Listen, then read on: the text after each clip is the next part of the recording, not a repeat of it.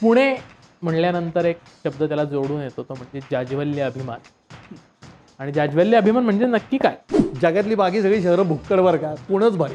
पुणं भारी हे म्हणणारे अनंत लोक आहेत. बाहेरच्या लोकांची एक कायम ओरड असते की पुणेकर ओव्हर रेटेड आहे. ज्याला ओव्हररेटेड असं काही लोक म्हणतात त्यालाच एक हाईप होणं असं म्हणतात, की मला तू असं सांग की हे हाईप झालंय. पेठांमध्ये फक्त MPSC करणारी मुलं आणि ढेकणं एवढीच राहत होतात. ढेकणं नाही रे, ढेकोण.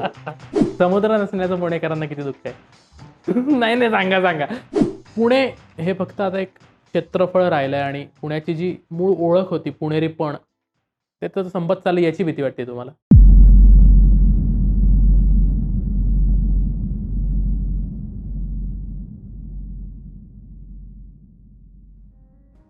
मंडळी नमस्कार. वैचारिक किड्याच्या वैचारिक गप्पांमध्ये तुमचं पुन्हा एकदा स्वागत आहे. ऑक्सफर्ड ऑफ द ईस्ट कुठल्या शहराला म्हणतात माहिती आहे? पुण्याला. आपण मराठीत म्हणतो विद्येचं माहेरघर. IT हबसुद्धा आजकाल पुणे होत आहे आणि अनेक पैलू आहेत या पुण्याला. तुम्ही म्हणाल की पुणे पुणे पुणे काय लावलं आहेस तू? संस्कृतीचं माहेरघरसुद्धा पुणे आहे. तर या पुण्याबद्दलच आज आपण चर्चा करणार आहोत. आणि पुण्याबद्दल चर्चा करायची म्हटल्यानंतर कोणाला बोलवायचं हा मला फार प्रश्न होता. तर एक हाडाचा पुणेकर माझ्या संपर्कात असलेला माणूस आज बोलवला आहे. तुम्ही त्यांना मराठी भाषेचे तज्ज्ञ म्हणून सुद्धा ओळखतात. तर मी स्वागत करतो वैचारिक किडावर मिलिंद शिंत्रे यांचं. मिलिंदजी खूप खूप स्वागत आहे. खूप मजा येणार आहे आज, कारण विषय तुमच्या जिव्हाळ्याचा आहे. आणि पुणे म्हणल्यानंतर खूप लोकांना अट्रॅक्शन आहे पुण्याचं. सगळ्या महाराष्ट्रातल्या लोकांना पुण्यात यायचं आहे. आता बँगलोरला पण बीट करतंय पुणे IT च्या क्षेत्रामध्ये. आणि हुशार लोक तर आहेच तुमच्यासारखे पुण्यामध्ये. मला आहे ना पहिला प्रश्न तुम्हाला हा विचारायचा की पुणेकर होण्याचा नक्की क्रायटेरिया काय? पुणेकर होण्याचा क्रायटेरिया म्हणजे असं खरं तर ठोस शब्दात सांगता येणार नाही. त्याचं कारण काही जरी सांगितलं तरी इतर पुणेकर ते मान्य करतील अशातला भाग नाही. तुमच्या पुणेकरांमध्ये पण असतं का असं? म्हणजे काय असायलाच पाहिजे ना. काय त्याच्याशिवाय बोलला मजाच तिथं नाही. जाऊन? त्याच्याशिवाय मजाच नाही. हे बघा, जर का सगळ्यांचाच एकमत होत असेल तर त्या गोष्टीला काय अर्थच राहत 100%. काय. मतं वेगवेगळीच पाहिजेत प्रत्येकाची. हा पहिला दंडक आहे. दुसरं म्हणजे नुसतं जन्म पुण्यात झालाय म्हणून तो पुणेकर आहे नाही. तर नुसतं पुण्यात राहतोय म्हणून तो पुणेकर आहे तर नाही. त्याची जी वृत्ती आहे ना ती पुणेरी पाहिजे. मला हे जरा एक्सप्लेन करा, वृत्ती पुणेरी म्हणजे. तुमचा विचार जो आहे तो वेगळा पाहिजे. तुमचं बोलणं तिरकस पाहिजे. तुमच्याकडे एक अत्यंत असा बळकट असा तर्क पाहिजे आणि स्वतःचं एक ठोस म्हणणं पाहिजे. बर प्रत्येक बाबतीत तुम्हाला मत ठोकता आलं पाहिजे. बर. या अशा अनेक मिश्रणांमुळे एक पुणेरी वृत्ती तयार होते. आता नवीन पुणे म्हणू शकतो आपण, किंवा जुन्या पुण्याची जागा कोथरूडनी घेतली, पेठांची जागा कोथरूडनी घेतली, असा पण एक सूर लागतो काही लोकांकडून. त्याबद्दल काय वाटतं? दुर्लक्ष करायचं. पण पुण्यातले जुने लोक सगळे आता कोथरूडमध्येच राहतात. मग राहू देत. आता आम्ही नाही का, मी सिंहगड रोडला राहतो म्हणजे काय सिंहगड रोड पुण्यात आला का? हां, ते पण लॉजिक बरोबर आहे तुमचं. पण असं म्हणतात की पेठांमध्ये फक्त MPSC करणारी मुलं आणि ढेकणं एवढीच राहतात आजकाल. MPSC करणारी मुलं आणि ढेकणं. ढेकणं नाही रे, ढेकोण. दगड झाड जे काय असेल ढेकणं तुम्ही नाही. हे आता पुणेकर असल्याचं सिद्ध माझ्या समोर नका करू, कारण मी ऑलरेडी मान्य केलं तुम्ही आहात. नाही नाही, मी हे सिद्ध नाही करत आहे. पण जाता जाता जर का तुला चार चांगल्या शब्द. गोष्टी सांगता आल्या ओके. तर सांगाव्यात की. एक ढेकूण अनेक पण ढेकूणच. हा ठीक आहे. तर असा आरोप केला जातो काय आरोप केला जातो? की फक्त MPSC आणि UPSC करणाऱ्या मुलांनी सगळं मूळ पुणे जे आहे ते व्यापून टाकलंय. आणि पण ही चांगली म्हणजे याच्यात मला तरी काही वाईट वाटत नाही, कारण ते शिक्षणासाठी आलेले आहेत. पुणे हे विद्येचं माहेर घर आहे. पुण्यामध्ये शिक्षणाच्या अनेक सोयी सुविधा आहेत. आणि दुर्दैवाने आता मला याच्यात एक असं सांगावंसं वाटतं की ही मुलं काय येतात, कारण त्यांच्या गावात त्या नाही आहेत. त्या का नाही आहेत इकडं खरं तर लोकांचं लक्ष गेलं पाहिजे. तर ते दिलं जात नाही. कोणीच राज्यकर्ते पण देत नाहीत आणि कोणीच देत नाही. कुठलाही शिक्षण सम्राट देत नाही. मुलांना पुण्यात का यावं लागतं? आम्हाला ते चांगलं, आम्हाला काही त्रासबीस होत नाही या लोकांचा. पण त्या मुलांना होत असावा. कारण कोणी माणूस आनंदाने आपली घरदारं सोडून दुसऱ्या गावात आनंदाने कोणी जाऊन राहत नाही. आपल्या इथं त्या सोयी सुविधा नाही आहेत म्हणल्यानंतर लोक येतात. त्यांच्या गावात जर का झाले तर ते तिथं राहतील. पण आले तर शिकायला झाले, चांगलेत का, त्याच्यात काही वाईट नाही. क्या बात आहे. मला आहे ना असं होतंय की आज पुण्याबद्दल जेवढं ऐकलंय, तुम्हाला काय काय विचारून काय काय नको. मला सुरुवात करायची 1 ते 4 प्रकरणापासून. काय त्याच्यात काय विचारल्यासारखं आहे?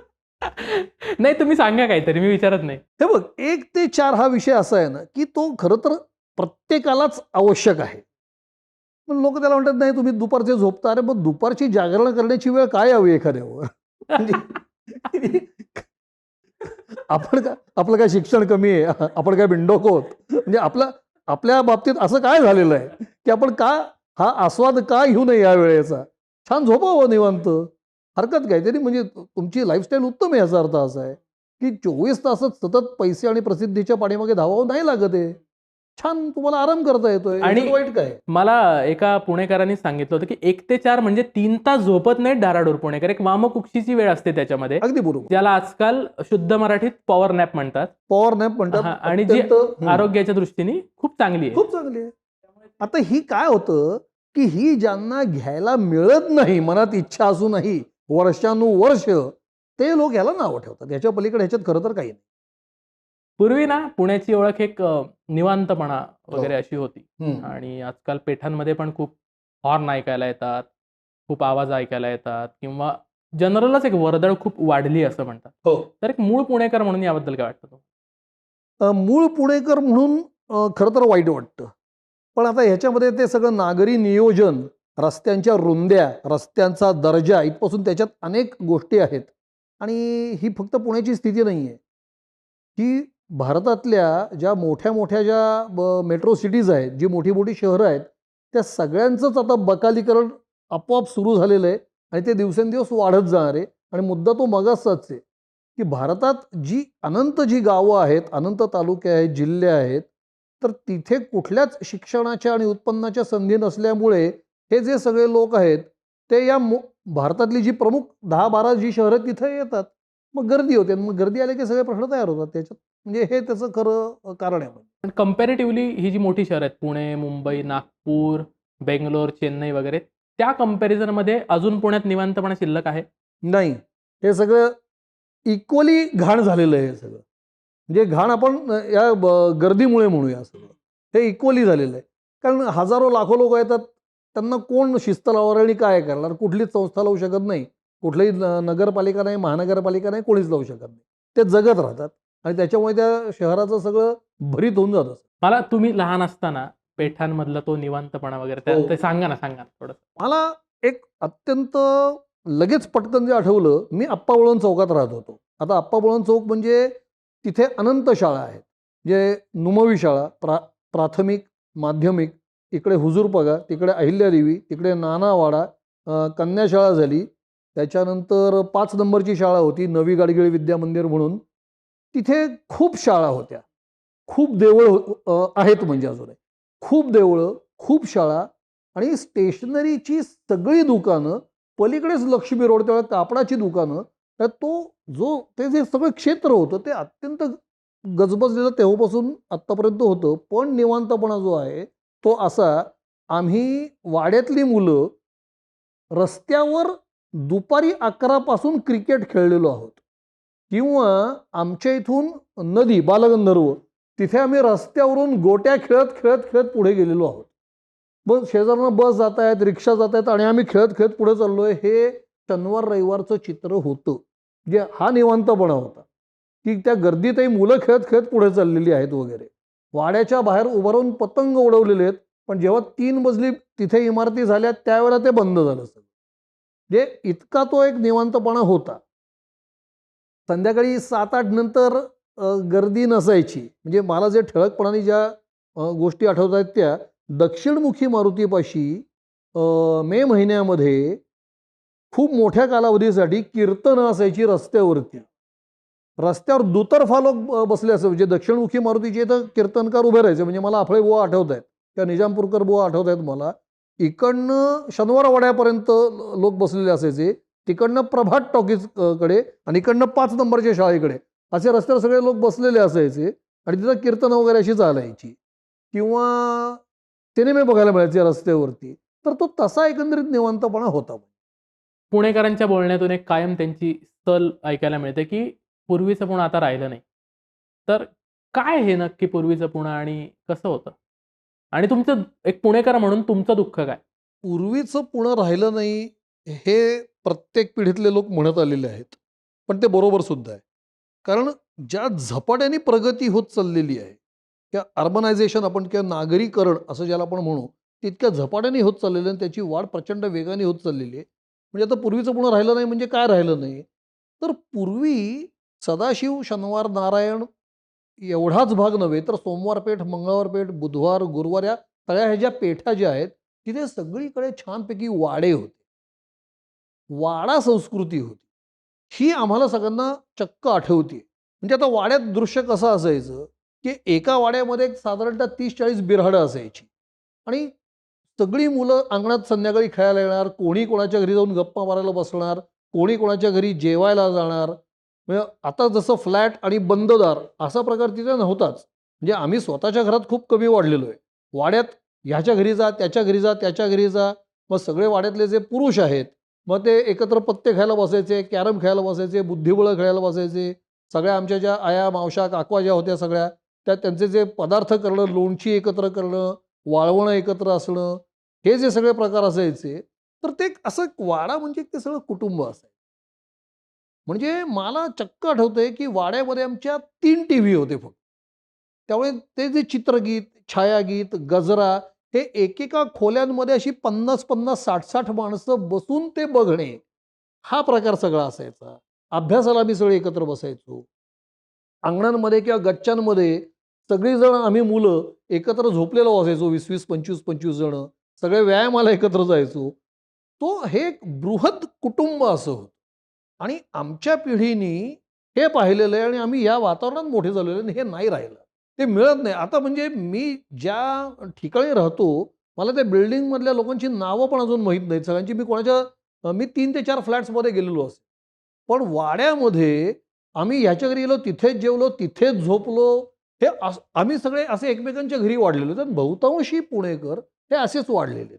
हे नाही राहिलं. हे कुठेतरी असं मिस होतं म्हणजे असं. मी पण पुण्यातले जे जुने वाडे बघतो ना, मी पण अशा गावातून येतो, की जिथे वाडे भरपूर आहेत, संगमनेर सारख्या ठिकाणी. आणि मी पण वाड्यासमोर उभा राहिलो ना, की असं वाटतं तो नगरकर वाडा आहे कसब्यामध्ये, की 50-70 वर्षापूर्वी काय वैभव असेल इथे. आता तर आजूबाजूला अपार्टमेंट झाले, त्यात तो वाडा दबला गेलाय. तरी जिवंत तरी आहे कमीत कमी. हो. किंवा टिळकांचा वाडा झाला. बाहेर उभं राहिल्यानंतर वाटतं, की कसलं भारी असेल तेव्हाचं. आणि सगळ्याच गोष्टींमध्ये जे बदल झालेत. आता गणपती, तर वाड्यामध्ये सार्वजनिक गणेशोत्सव होता.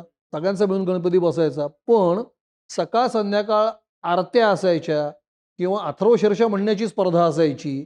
त्या वेगवेगळ्या अशा कलागुणांच्या वेगवेगळ्या स्पर्धा असायच्या. त्यावेळेला तिथे कोणी मोठ्या आवाजात लाऊडस्पीकर लावून डान्स केल्याचं मला आठवत नाही. ढोल ताशे वाजवून सगळ्यांची झोपमोड दुपारची आणि रात्रीची केल्याचं मला आठवत नाही. इतरांना त्रास होईल असं कुठलंच काही तिथं सार्वजनिक नृत्य झालेलं मला आठवत. खऱ्या अर्थाने सोहळा होता. तो छान होता आणि तो सगळ्यांना हवा-हवासा वाटायचा. म्हणजे मुलांनाही भाग घ्यावासा वाटायचा, पालकांनाही वाटायचं की आपल्या मुलांनी ह्याच्यात भाग घ्यावं. हे गेलं आता. आता कुठलाही सण जो आता आहे, तो आता त्रासदायकच होत चाललाय. म्हणून ते असं वाटतं की अरे, पूर्वीचं पुणे नाही राहिलं. पुणं वाड्यांचं शहर. तुम्ही सुंदर, सुंदर वाडे सुस्थितीत असताना बघितले असतील. काय फरक आहे वाडा संस्कृती आणि आत्ताच्या अपार्टमेंट संस्कृतीमध्ये? आणि एक जिव्हाळ्याचा आणि थोडं दुःख होईल तुम्हाला असा प्रश्न, की वाडा डोळ्यासमोर पडताना कधी पाहिलाय आणि अश्रू आलेत डोळ्यात? काय मी एक तुला बेसिक फरक सांगतो, की वाड्यामध्ये राहत असताना एक सगळ्यात महत्त्वाचा जो भाग होता, की कोणाच्याही घरी चांगली किंवा वाईट घटना घडली, तर त्यावेळेला 100 लोक तिथे असायचे. म्हणजे ती फॅमिली आयसोलेटेड किंवा एकटी कधीच नसायची. ते जे दुःख आहे, ते 100-150 जणांचं असायचं किंवा आनंद जो आहे, तोही 100-150 जणांचा असायचा.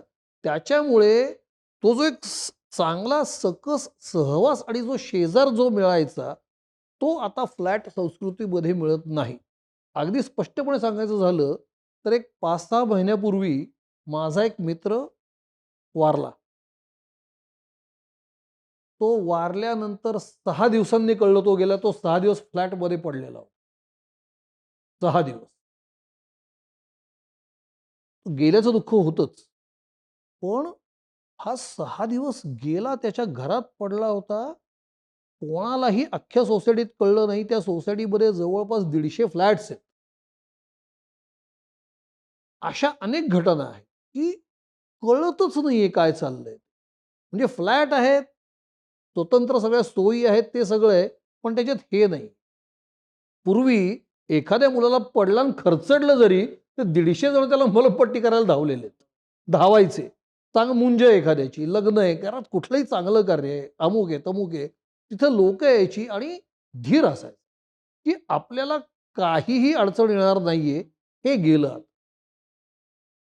हे गेलं. हा फील आता पैसे जास्त आलेत लोकांकडे, सगळ्यांकडेच आलेत, राहणीमान उंचावलेत. पण आता ती सुरक्षितता, ती मनात जी होती, ती आता नष्ट आहे. मला या वाड्यांच्या ह्याच्यात एक फार भारी फॅसिनेटिंग गोष्ट ही वाटायची की सगळी मुलं खेळत असायची, कोणाचे पण वडील येऊन सगळ्यांना रागवून जायचे आणि कोणीच तक्रार नाही करायची, अर्ध सत्य. मारून जायचे. करेक्ट. म्हणजे आणि रात्री मग हे याचे आईबाप त्याच्याकडे भांडायला पण नाही जायचे की माझ्या मुलाला का बरं हात लावला तो. कधीच नाही, संबंधच येत नाही. म्हणजे नुसतं मारणं किंवा रागवणं हे पण नाही, लाड सुद्धा शेजारच्या मुलांचे सुद्धा 100% झाले. करेक्ट. त्या चला आज सगळ्यांनी उसाचा रस प्यायला जाऊया, की आज चला सगळ्यांनी नाटकाला जाऊया, सगळ्यांनी सिनेमाला जाऊया, सगळ्यांनी सहलीला जाऊया. मी मगाशीच एका वाक्यात सांगितलं ना, ते 50-60 किंवा 100 जणांचं एक कुटुंबच असतं. त्याच्यामुळे जे आपल्या मुलांच्या बाबतीत तेच शेजारच्यांच्या मुलांच्या बाबतीत असं कायम सर्रास सगळीकडे असायचं. ते गेलं सगळं. सोसायट्या आल्या, नवीन बिल्डिंग झाल्या, नवीन कन्स्ट्रक्शन आली, त्यांनी हे सगळं निघून गेलं. वाडा उतरतानाचं दृश्य सांगा ना. म्हणजे पाडण्याचा शब्द नाही वापरत मी वाड्याला, उतरवणं हाच शब्द वापरतो.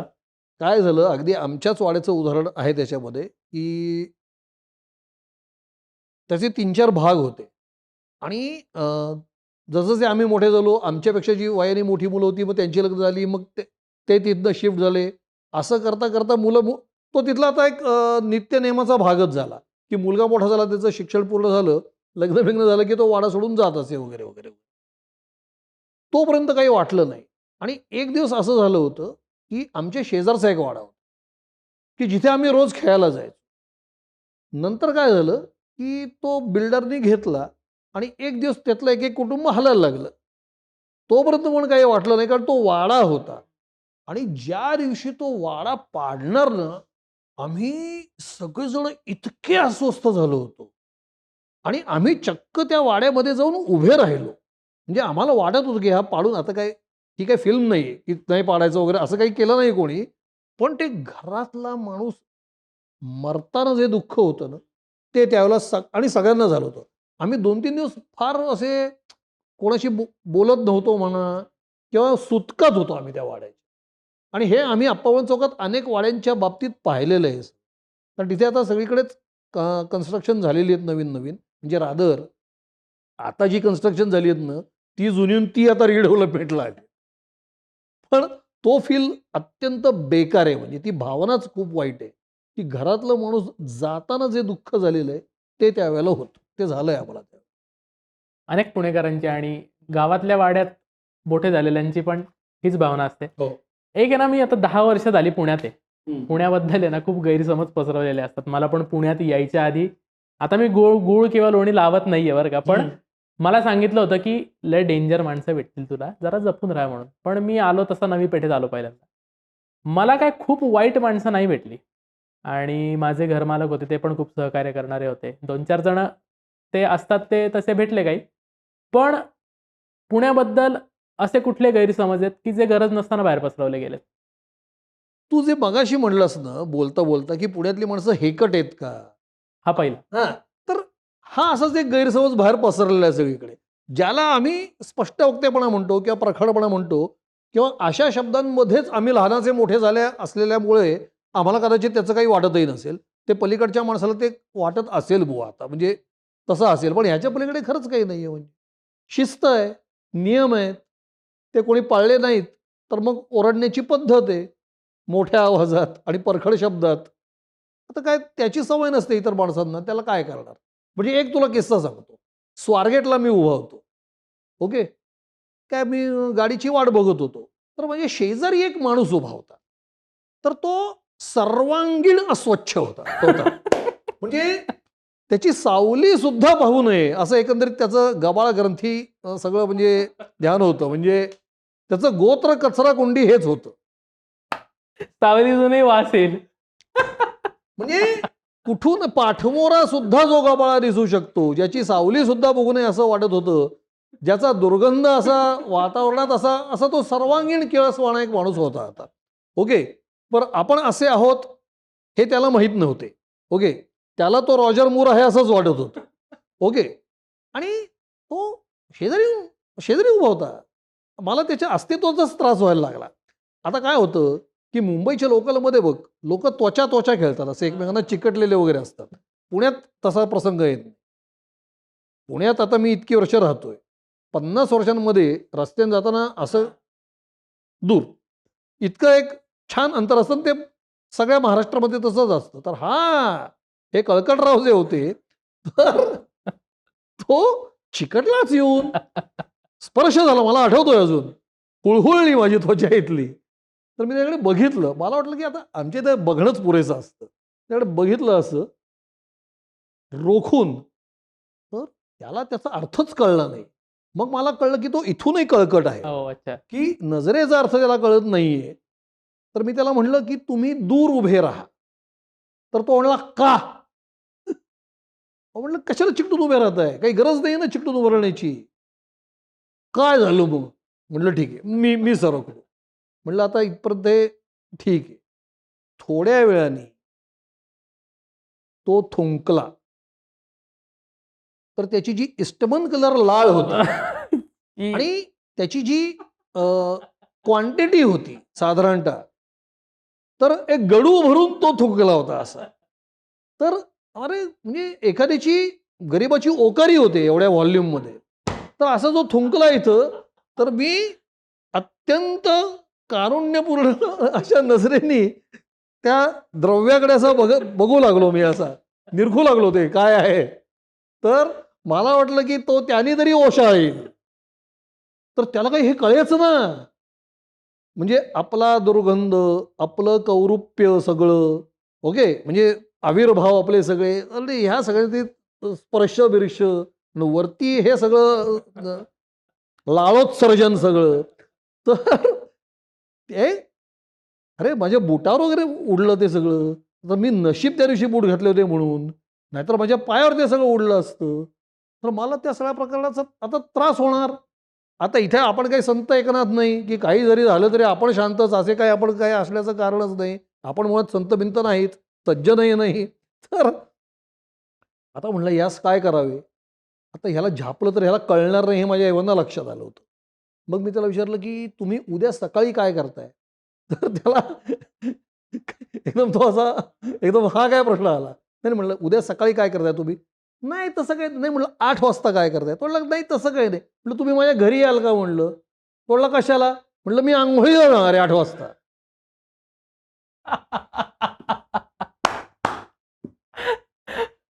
आयुष्यात पुढे मी बसतो, तुम्ही ओका.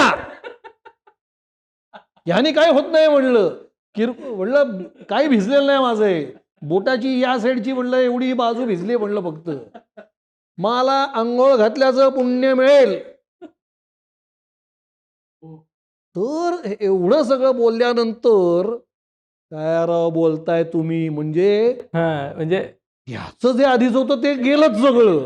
आणि वाईट कोण झालं? मी असं बोललो. हो.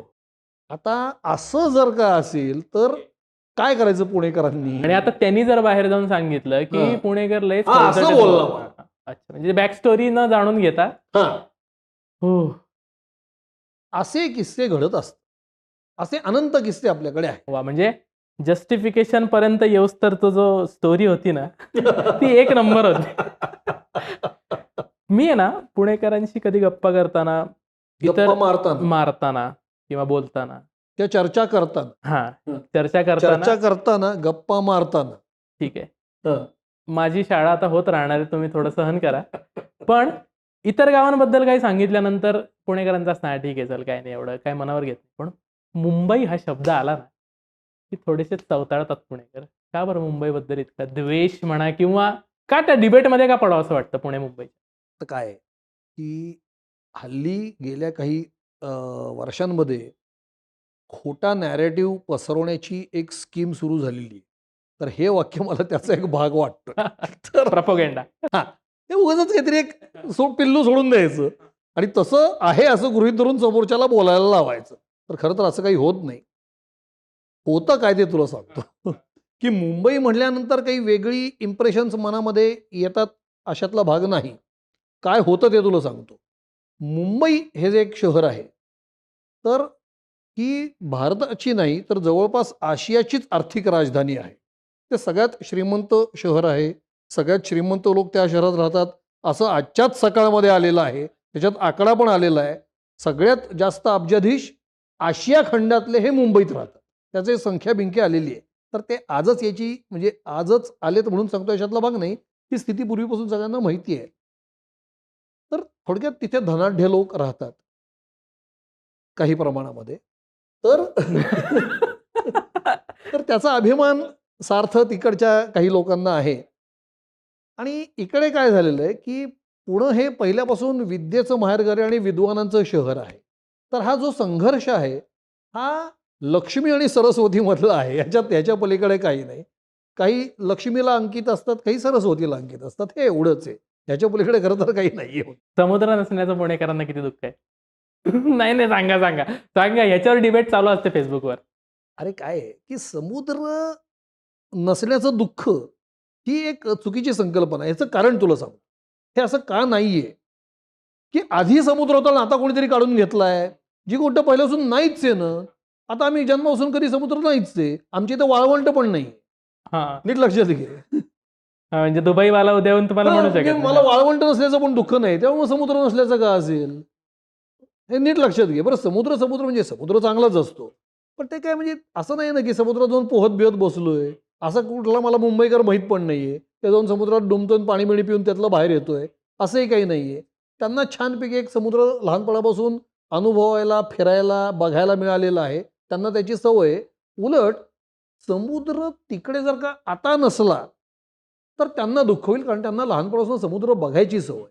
आम्हाला काही नाही. आम्हाला म्हणजे बाकीचा जो सगळा महाराष्ट्र आहे इकडचा, त्यांना कोणालाच समुद्र नाहीये, वाळवंट नाहीये, मग मोठे-मोठे पर्वत नाहीत हिमालयासारखे. मग जे पहिल्यापासून नाहीच आहे त्याचं कशाला दुःख? असलेली गोष्ट गेली की दुःख होतं. आहे कुठली अशी? नाही मगाचपासून काय झालं आपले वाडे होते ते गेले, मग त्याची दुःख झाली. असं आहे ते सगळं. सांस्कृतिक वातावरण जे पूर्वीपासून आहे, ते अजूनही पुण्यातच आहे. पुणं हीच सांस्कृतिक राजधानी आहे. हे जर का नष्ट झालं तर दुःख. नाहीतर दुःख होण्याचं काय कारण? पुण्याची बुद्धिवंतांचं शहर ही ओळख कमी होतीये. नाही. आहे तेवढीच आहे का? म्हणजे त्याचं एक प्रपोर्शन सांगा ना, ते काय मोजता येणार नाही. पण अत्यंत महत्त्वाचा प्रश्न आहे हा. म्हणजे हा जरूर ऐका सगळ्यांनी. पुण्यामध्ये विद्वान, प्रकांड पंडित, महामहोपाध्याय असे लोक खूप जास्त संख्येने पूर्वीपासूनच आहेत. याचं कारण काय आहे?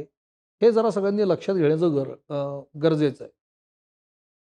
एकमेव कारण आहे, सगळ्यात मोठा माणूस महाराष्ट्रातला आजपर्यंतचा कोण? छत्रपती शिवाजी. शिवाजी हो. महाराज. So sorry. मी त्या याच्यामध्ये तू गेलो की वेगळ्या तू आजकालच्या ह्याच्यात गेलास हां, ते माझ्या हां. लक्षात आलं. Maharaj. No doubt, no doubt. विषयच महाराज नाही. छत्रपती शिवाजी महाराज करेक्ट. पुणं. हे म्हणजे काय झालं तुला सांगतो. महाराज पुण्यात होते. ओके. त्याच्यानंतर महाराजांच्या नंतर म्हणजे मग महाराजांची नंतरची राजधानी रायगड वगैरे होती. महाराजांचं लहानपण इथं गेलेलं आहे. तेव्हा त्यांचा दिव्य स्पर्श पुण्याला झाला. आता हे मी फक्त भावनिकदृष्ट्या बोलत नाहीये. मी त्याच्या पुढे येतोय.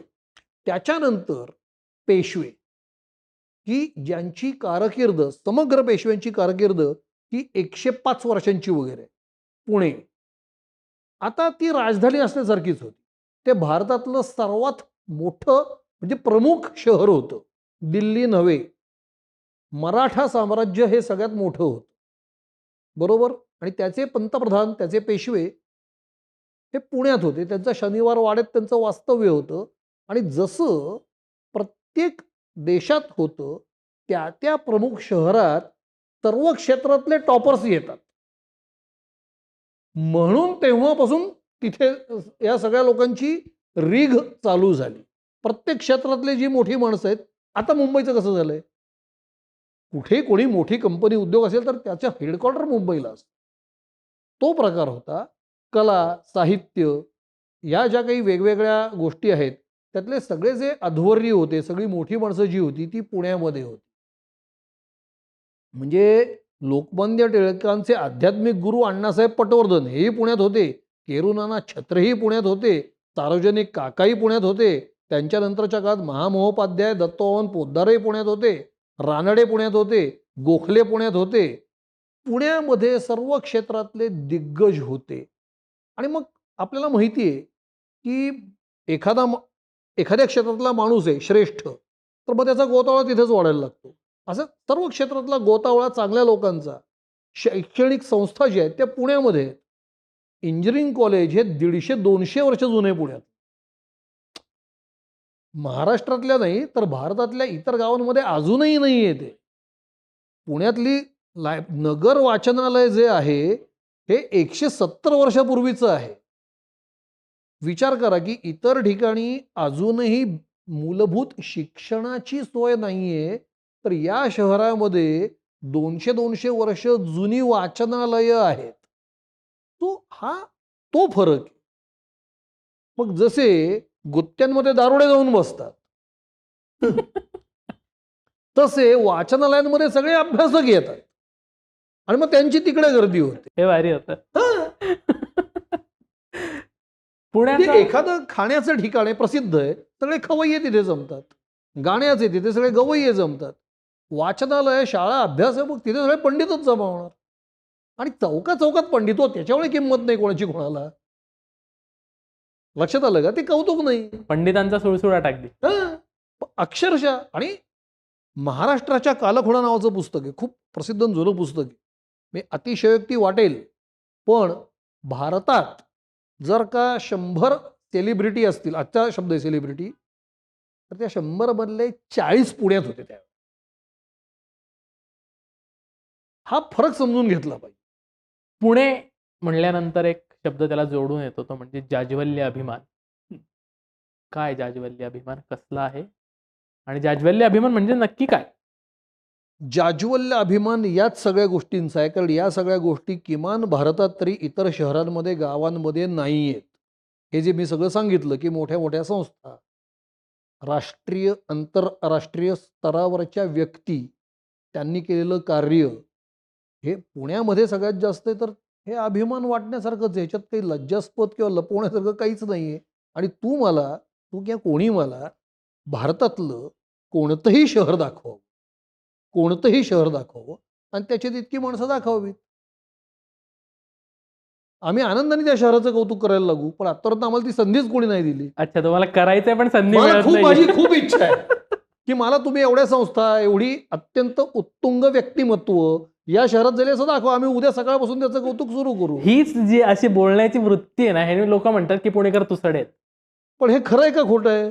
आहे, खरं आहे. मला म्हणजे त्याच्या डिबेटमध्ये मला ओढू नका, कारण मी डिबेटमध्ये ओढत नाही. मी तुला एक माझी बालसुलभ शंका विचारली की मी जे बोललो ते खरं आहे का खोटं आहे. तू सांग खोटं आहे, मग मी कान धरीन. नाही, खरं आहे. आपण पुढच्या प्रश्नाकडे वळू. बाहेरच्या लोकांची एक कायम ओरड असते की पुणेकर ओव्हर रेटेड आहेत. पुणेकर ओव्हर रेटेड आहेत असं बाहेरच्या काही लोकांचं म्हणणं आहे आणि दुसऱ्यांना कायम पाण्यात बघ. काय सत्य आहे? ओव्हर म्हणजे परत तेच की एखादा मनुष्य आहे तर त्याच्या अंगात अमुक एक गुणवत्ता आहे आणि आम्ही मात्र म्हणतोय अमुक नसून ती तमुक आहे, असं आम्ही वाढवून सांगितलंय. ह्याला ओव्हररेटेड असं म्हणतात. बरोबर का? मग असं कोणाच्या बाबतीत झालं ते सांगा.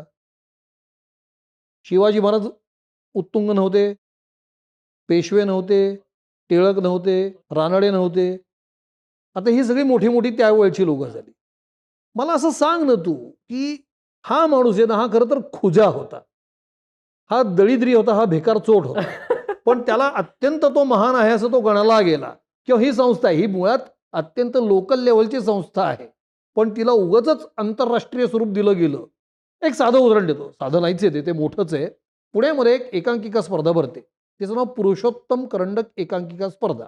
ओके, मला भारतात अशी दुसरी स्पर्धा सांग. ही स्पर्धा गेली 60-65 वर्ष चालू आहे. तिच्यामध्ये गुणवत्ता आहे, ती निस्पृह पद्धतीने चालू आहे. असं कुठे दुसरीकडे हे आहे का ओव्हररेटेड? नाही. दुसरी फिरोदिया नावाची एक अजून एक स्पर्धा आहे. तशी स्पर्धा तर भारतात कुठेही होत नाही.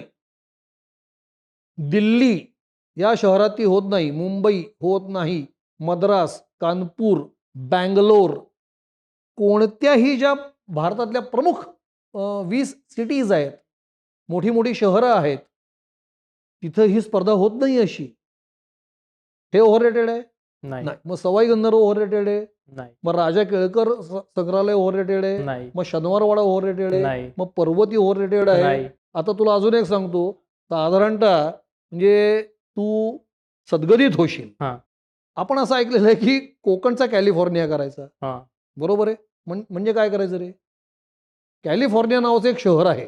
ओके. तर ते जसं समृद्ध आहे तसं आपलं कोकण करायचं. पुण्यामध्ये सदाशिव पेठ आहे. तिथे भरत नाट्य मंदिर आहे. त्याच्या शेजारी इतिहास संशोधन मंदिर आहे. तर तिथे तू कधीही जा वेळ घेऊन. ओके. तर तुला प्रवेश मिळेल. तिथे पत्र आहेत. ओरिजिनल त्यावेळची सापडलेली ब्रिटिशर्स असतानाची. तर तिथे असं पत्र आहे. आता बघ म्हणजे विस्फारले जातील तुझे डोळे. लंडनच्या बाह्य भागामध्ये काही नवीन वस्ती तयार करायची होती. लंडन. ओके. तर इथून पत्र गेलेली आहेत पुण्यासारखं वसवा. इथल्या ब्रिटिशर्सनी पत्र लिहिलेले तिकडच्यांना. पुणे हे अत्यंत उत्तम शहर आहे. याची नगर रचना अशी अशी आहे. लंडन आउटस्कर्ट्स तसं वसवा असं पत्र आहे. आता हे ओव्हररेटेड आहे? काय ओव्हररेटेड आहे? ठीक आहे, ओव्हररेटेड नसाल, असाल तुम्ही भारी, पण दुसऱ्यांना पाण्यात बघण्याचं कारण? अफवा क्रमांक 2. पाण्यात कोणाला बघतात? ओके. आपण ओळीने जाऊया. पाण्यात कोणाला बघतात पाण्यात? एक मला उदाहरण द्या ना. एक काल्पनिक उदाहरण द्या. ज्याच्याबद्दल जो काहीतरी श्रेष्ठ आहे, चांगला आहे. जो वाईट आहे, वाईट याला कोणी पाण्यात बघणार नाही. निम्नस्तरीय माणसाला कोणी पाण्यात बघणार नाही. पाण्यात कोणाला बघितलं जाईल? आपल्यापेक्षा भारी असणाऱ्याला. एकतर तुम्ही फिरवताय आणि मला असं म्हणायचं होतं की ज्यांना किरकोळ समजतो आपण त्यांना पाण्यात बघतो. किरकोळ समजतो त्यांना पाण्यात बघतो हे खरं तर चुकीचं आहे. पण एक दुसरं सांगतो, किरकोळ नाही समजत. मुंबई एक उदाहरण म्हणून, मुंबई हे अत्यंत महत्त्वाचं शहर आहे. मला तरी अप्रूप वाटत आलेलं आहे. मला ते खूप भारीचं शहर वाटतं. इतकं हॅपनिंग जगात दुसऱ्या कुठल्या सिटीमध्ये असेल असं मला तरी वाटत. मला जयपूर या शहराचं खूप कौतुक वाटतं. मला त्याच्याबद्दल अप्रूप आहे. मला दिल्लीबद्दल वाटतं. अशी अनेक गावं आहेत ना ज्याच्याबद्दल अप्रूप वाटतं, अशी आहेत. तर पुणेकरांना असं वाटत नाही, असा अपप्रचार काही लोक का करत असावीत ह्याचं मला कारण कळत नाही. किंवा मला असं खरोखरच कोणी नाही लहानपणापासून भेटलेलं आहे. जगातली बाकी सगळी शहरं भुक्कडवर का, पुणंच भारी. पुणं भारी हे म्हणणारे अनंत लोक आहेत. पण दुसऱ्या शहरांना भुक्कड बनणारे लोक मला खरंच नाही भेटले ना. भेटल्यास तर मी सांगितलं असतं. आनंदाने सांगितलं. पण असं काही मला आठवत नाही की अमुक एक शहराला कमी लेखलंय किंवा गावाला कमी लेखलंय, असं नाही मला आठवत आहे. ओके, म्हणजे आपली रेश मोठे करण्यात पुणेकरांना इंटरेस्ट आहे. म्हणजे स्वतःची रेश मोठी आहे, दुसऱ्यांना काय. आणि खरंच नाहीये तसं. म्हणजे तू म्हणला सोडून अजून मी 10-12 सेकंद तेवढी पुरतील म्हणजे मला, की कुठलं शहर वाईट आहे किंवा कुठलं गाव वाईट आहे असं म्हणल्याचं मला खरोखरच नाही आठवत. हां, एक मुद्दा येतो पण त्याला काय म्हणजे आता ते तू बघ आता कसं घ्यायचं ते. समुद्रकिनाऱ्याच्या काठची जी सगळी गावं आहेत, म्हणजे मग अख्खं कोकण पण येतं आपलं. मुंबई येते. तिथे उकडतं. आम्हाला जी तक्रार वाटते ती तेवढीच वाटते. पण म्हणून आम्ही जिथे उकडतं त्याला आम्ही नावं ठेवलीत असं कधी झालेलं. एक रत्नागिरीला खूप उकडतं का? असं कधी झालं? नाही, वातावरणाच्या बाबतीमध्ये पुण्यात ते हवामान आहे. पुण्याला तो एक वरदान मिळालेलं. मग पुण्यापेक्षा महाबळेश्वर खूप चांगलं आहे. माथेरान खूप चांगलं आहे. तिथलं हवामान अत्यंत उत्तम आहे. खूप निवांत आहे. ती पुण्यापेक्षा खरोखरच चांगली गाव. म्हणजे जे आहे ते आहेच आहे. तिकडचं हवामान चांगलं आहे. ती छान थंड हवेची ठिकाणं आहेत. आहेत ना महाराष्ट्रात अशी खूप गावं आहेत. आता हा प्रश्न पुणेकराला विचारावा की नाही मला माहित नाही, पण पुण्यातही अशा काही गोष्टी आहेत की त्या उगाच हाईप झाल्यात. पुणेकराला काय वाटतं की या गोष्टी उगाच हाईप झाल्यात? ज्याला ओव्हररेटेड असं काही लोक म्हणतात त्यालाच एक हाईप होणं असं म्हणतात. तर माझी तुला एक अशी तुझ्या चरणांची विनंती आहे की मला तू असं सांग की हे हाईप झालंय. लोक म्हणतात की पुण्याची बाकरवडी पण ही उगाच हाईप झालेली आहे. आमच्या गावात पण मिळते बाकरवडी, चवीला उत्तमही असते. पण पुण्यातलीच बाकरवडी म्हणजे असं का बरं? मस्तानी पुण्यातलीच का बरं? आमच्याकडे आईस्क्रीम भारी मिळते. काय मी तुला अत्यंत प्रामाणिकपणे उत्तर देतो की खरोखरच काही गावांमध्ये असं शक्य आहे म्हणजे की मला काही जे हे शक्य आहे एखाद्या गावात मिळतही असेल. माझं असं म्हणणंच नाही की फक्त पुण्याचीच बाकरवडी उत्तम असं मला म्हणायचंच नाहीये. महाराष्ट्रामध्ये इतके तालुके आहेत, इतकी गावं आहेत, तर एखाद्या गावात खरं तर मिळालं पाहिजे. तर मला प्लीज जर का सांगितलंस की अमुक एक गाव आहे, तर आपण जाऊन खाऊन येऊया आणि चेक करूया. कमेंटमध्ये सांगा तुम्ही कुठल्या तुमच्या गावात काय काय मिळतं की जे पुण्याचं ओव्हर रेटेड आहे पण तुमच्या गावात पण लय भारी मिळतं. मला उत्सुकताच आहे की या गावामध्ये अमुक शैक्षणिक संस्था दर्जेदार आहे, तर आपण त्याचं कौतुक करूया. तसंच अमुक एक गावात एखादा पदार्थ चांगला मिळतोय, मिळत असलाच पाहिजे ना. आता ठाण्याची मामलेदार मिसळ आहे, ती अत्यंत ग्रेट आहे. आता झालं ना, सांगितलं ना आता. कमेंट्स भारी येणार आहे त्याच्यावर. आता नाही, ठाणेही ओढलं तुम्ही अरे मध्ये. अरे वयो, आता काय आहे, जे ठाण्याचं चांगलं आहे ते सांगितलं पाहिजे ना, म्हणजे असं आम्ही सांगतो. झालं आता आता तशी मला बाकरवडी जर का कळली की या गावात आहे, तर मी पुढच्यापासून ते सगळ्यांना सांगायला सुरुवात करीन. मला आत्तापर्यंत तसं नाही मिळालेलं चाखायला कुठं. अर्थात मी काय फार ग्रेट खवय्या याच्यातला भाग नाही. आता जे मिळालं तर आम्ही कौतुक करू बा. करू की कौतुक. पुण्याबद्दल जे म्हणलं जातं की लय भारी भारी पात्र बघायला मिळतात तिथे. काही विक्षिप्त असतात, काही खडूस असतात, काही दिलदार असतात. तुम्ही इतकी वर्ष लहानपणापासून पुण्यात राहतात, तुम्ही पाहिलेले काही विक्षिप्त लोक भारी भारी सांगा ना. त्यांच्या सवयी भारी होत्या किंवा काहीतरी भारी होतं त्यांचं. हे आमच्या आजीचाच किस्सा सांगतो. ती अशी भारी बोलायची एकदम. आमच्याकडे वाड्यामध्ये असताना एक माणूस उगाचच आमच्या घरी येऊन बसायचा. काही त्याचं काम नसायचं, त्याला काही आयुष्यात महत्वाकांक्षा नव्हती, त्याचं काहीतरी भव्यदिव्य करायचं. तो आपला साधारणतः रस्त्यामध्ये जाताना म्हशीचा पोज असा पडतो, तो तसा आमच्या घरातल्या खुर्चीवर येऊन पडायचा तो असा. तो तसाच निर्विकार, मख्ख, मठ्ठ, मद्दड असा तो होता. त्याला कधी काही कळलंय आयुष्यामध्ये, अशी काही कधीच आम्हाला कोणाला जाणीव झाली नाही. बुद्धिमत्तेचं तेज नसून बुद्धिमत्तेचा सगळा अंधारच होता. तर एके दिवशी आजी त्याला कंटाळून म्हणाली, त्याला अण्णा म्हणायचे सगळेजण. त्याचं आडनाव मी सांगत नाही, तर मग त्याच्यात काही अर्थ नाही. म्हणजे "ओ अण्णा,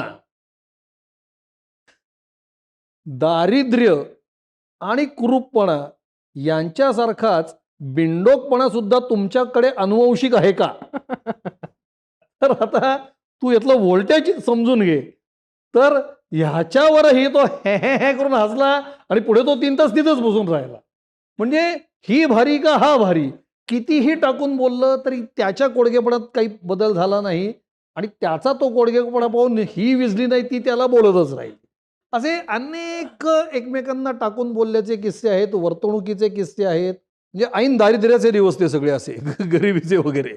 तर रिक्षाचं जे मीटर वगैरे जे असायचं ते ₹1.80 वगैरे असं असायचं काहीतरी. तर एक सद्गृहस्थ त्याच्यात बसले होते आणि त्यांना तिथे कुठेतरी जायचं होतं. ते बसले. रिक्षा गेली तिथं, थांबवलं आणि ₹2 काढून दिले त्याला. ओके, हे घे ₹2 म्हणून. 20 पैसे दे. आता ते 20 पैसे त्याच्याकडे सुट्टे नव्हते. तर त्याच्यावर त्या दोघांमध्ये प्रचंड जागतिक दर्जाचे मतभेद, म्हणजे जवळपास युक्रेन रशिया युद्धाचं स्वरूप आलं त्या सगळ्या प्रकाराला. हटायला तयार नाही. ते म्हणले, "बरं ठीक आहे, मी बघून येतो. तू थांब." म्हणून ते जे काका होते ते 3-4 ठिकाणी जाऊन विचारून आले. त्यांना काही सुट्टे मिळाले नाहीत कुठे. ते म्हणले, "मी 3 ठिकाणी विचारले, तर तू 3 ठिकाणी विचारायचं." तर ह्याचा धंद्याचा टाईम होता, त्याची खोटी व्हायला लागली. तर ते काय आजोबा हटायला तयार नाहीत. तर करायचं काय? तो तो 3 ठिकाणी जाऊन आला. ते काही मिळेनात. मग तू दे की सोडून, मग तुम्ही तरी द्या की सोडून. शेवटी आजोबांनी कन्क्लुजन असं काढलं, "हरकत नाही.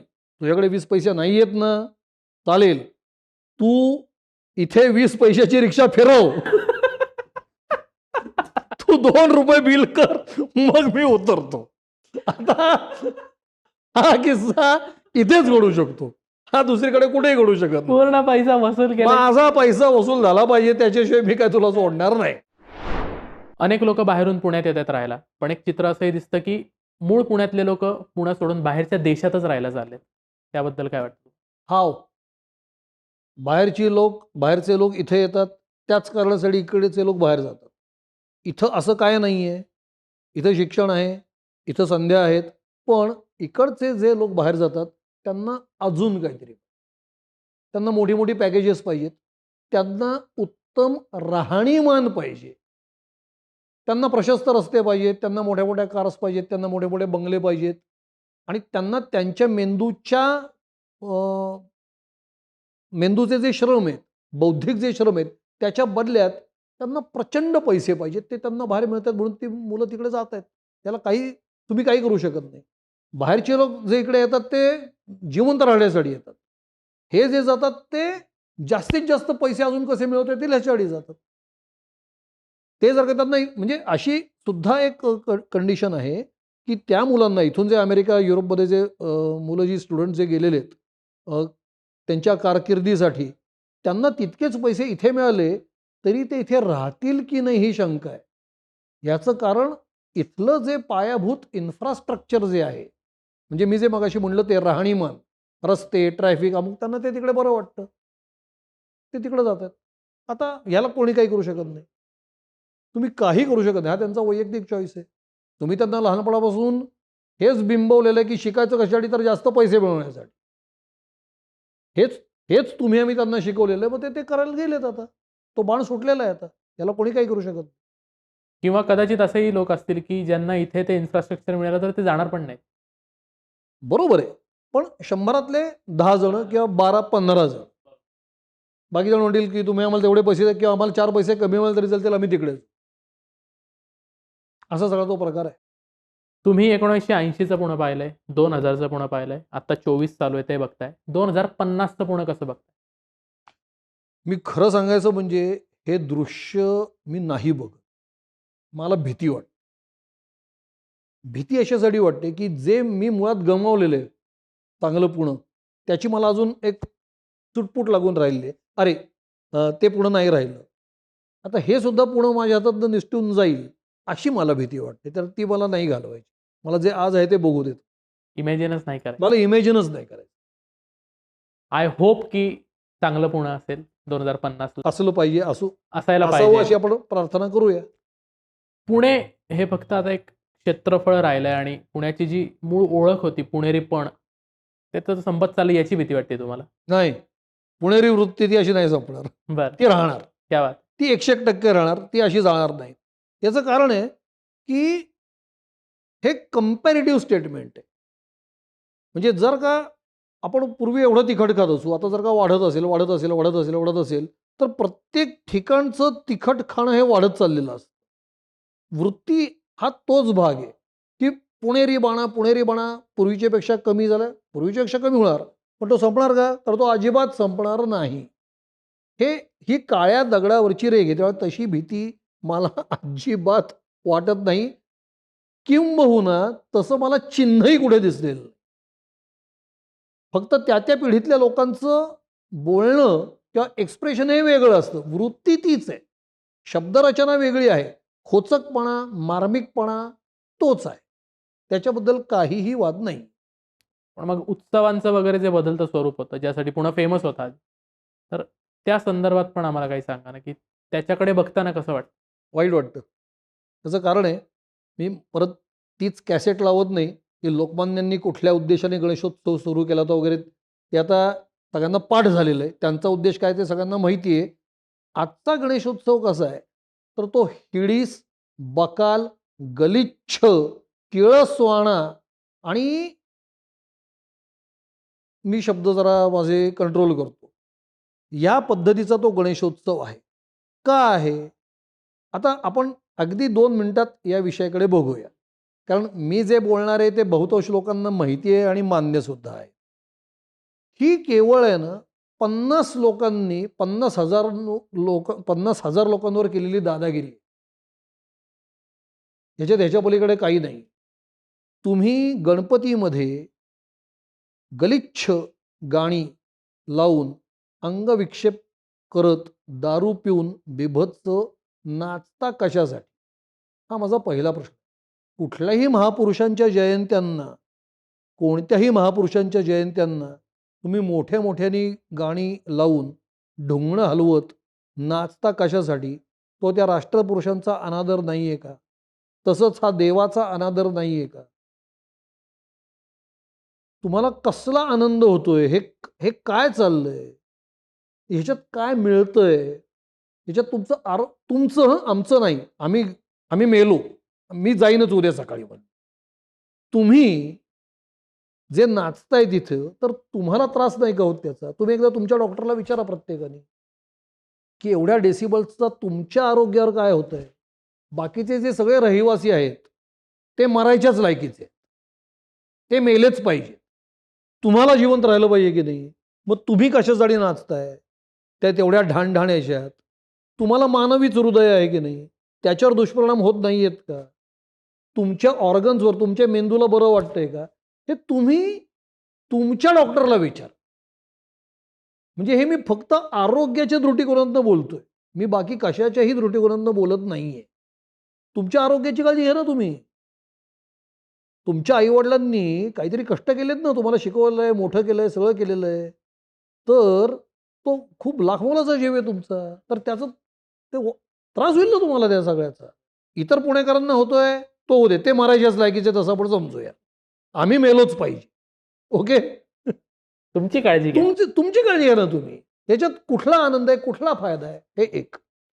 दुसरं, त्या ज्या सगळ्या गणेशोत्सवाचं मी जे मगाशी शब्द जे हिडीस ओंगळ बिभत्स गलिच्छ घाणेरडे डान्सेस, घाणेरड्या गाण्यांवर, ओके. मुन्नी जवान हुई का काय ते शीला की जवानी, म्हणजे सगळ्या गाण्यांमधून, मी आता कॅमेऱ्यात बघून बोलतो, बहुतांशी गाण्यांमधून संभोगाची वर्णनं, मानवी जननेंद्रियांची वर्णनं आणि बिभत्स सगळा किळसवाणा प्रणय, सगळ्या ब्लू फिल्म्स, हे देवासमोर असावं का. हे कुठल्या धर्मातले लोक त्यांच्या देवासमोर असं करतात, म्हणजे हे काय आहे. तर याचा विचार संबंधितांनी करावा की असं किळसवाणं आपण आपल्या घरातल्या देवासमोर नाचतो का. मग तो रस्त्यावरचा का असला तरी तो देवच आहे की नाही. मग तिथं असं कशासाठी करायचं.